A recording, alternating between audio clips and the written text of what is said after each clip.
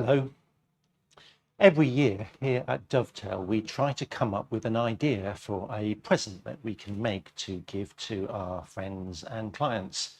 This year, we've come up with this. It's a strop for keeping your knives sharp. I thought I'd put together this little video to show you how to use it.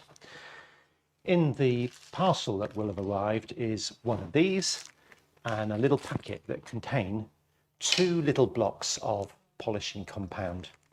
This is what you need to do. You charge the strop with the polishing compound.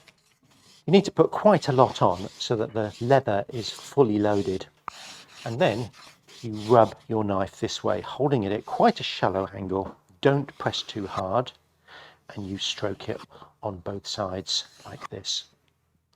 Please be aware that this won't work on knives that have got chips or are very, very blunt. It's really designed to keep knives sharp rather than bring them back from a state where they really need to be reground. When you've done this, you should find that your knives are very, very sharp. Here's a good test. The other thing you need to bear in mind is, please don't put this in water. You shouldn't need to wash it at all. Simply hang it up or pop it somewhere safe when you've finished using it.